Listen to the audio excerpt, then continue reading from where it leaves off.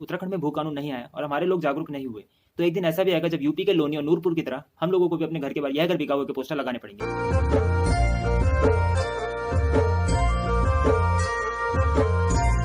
Devbhoomi Uttarakhand, land of God. Uttarakhand एक प्रकृति से घिरा हुआ शहर है जिसकी पहचान ही प्राकृतिक सुंदरता से। लेकिन धीरे धीरे हम देख रहे हैं कि उत्तराखंड की प्रकृति को बहुत ज्यादा नुकसान पहुंच रहा है। ठंड बहुत लेट पड़ रही है, बरसात में बरसात नहीं हो रही, गर्मी बहुत ज्यादा हो गई है, पहाड़ी क्षेत्रों में भी गर्मी लग रही है, जंगलों में लगातार आग लग रही है। तो इसका कारण क्या है? इसका कारण है बाहरी राज्यों से उत्तराखंड में बसे हुए लोग। क्योंकि हम उत्तराखंडी लोग उत्तराखंड की प्रकृति के साथ पले बढ़े हैं, हम इसकी पूजा करते हैं, लेकिन बाहरी व्यक्ति ये नहीं समझता, जिस वजह से उत्तराखंड की प्रकृति को बहुत ज्यादा नुकसान पहुंचता है। उत्तराखंड में भू कानून की बढ़ती मांग का एक कारण यह भी है। भू कानून क्या है? भू कानून एक ऐसा प्रयास है, एक ऐसा कदम है जो हम चाहते हैं सरकार ले, जिससे हम अपनी उत्तराखंड की प्रकृति और उसकी संस्कृति को बचा सकें। हम लोग पहले ही जनसंख्या में बहुत कम है और उसमें से भी बहुत से लोग हमेशा के लिए उत्तराखंड से माइग्रेट होकर दिल्ली और मुंबई जैसे शहरों में बस गए हैं। ऐसे में गैर उत्तराखंडियों का यहाँ व्यवसाय खोल के, यहाँ की जमीन खरीद के यहीं बस जाना आने वाला एक बहुत बड़ा खतरा है।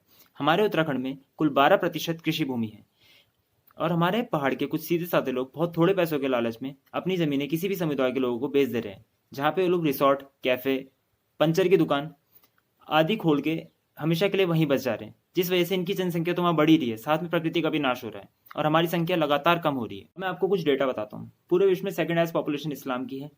हमारे भारत में इनको माइनॉरिटी कहा जाता है, लेकिन यहाँ पे भी सेकंड हाईएस्ट पॉपुलेशन इस्लाम की है।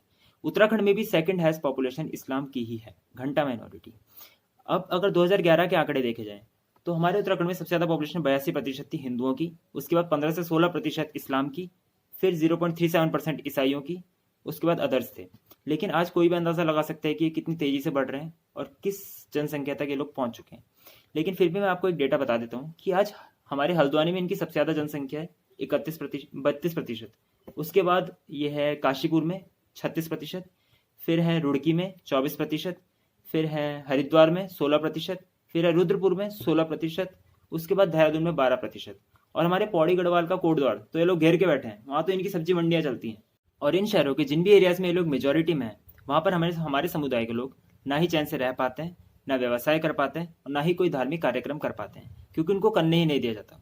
और अगर ऐसे ही चलता रहा, उत्तराखंड में भू कानून नहीं आया और हमारे लोग जागरूक नहीं हुए, तो एक दिन ऐसा भी आएगा जब यूपी के लोनी और नूरपुर की तरह हम लोगों को भी अपने घर के बाहर यह घर बिका हुआ के पोस्टर लगाने पड़ेंगे और उत्तराखंड की स्थिति भी बंगाल और कश्मीर के हिंदुओं की तरह हो जाएगी। इसलिए मेरी आप सभी से विनती है कि उत्तराखंड में भू कानून के लिए आवाज उठाएं, अन्य समुदाय के लोगों को उत्तराखंड में बसने से रोकें, जिससे प्रकृति व संस्कृति दोनों का बचाव होगा और राज्य में बेरोजगारी, लूटपाट, धर्म परिवर्तन, बलात्कार आदि समस्याएं कम होंगी। जो देवभूमि के देवों को नहीं पूछते, उन्हें देवभूमि में रहने का क्या हक? जय पहाड़, जय देवभूमि उत्तराखंड, जय भारत।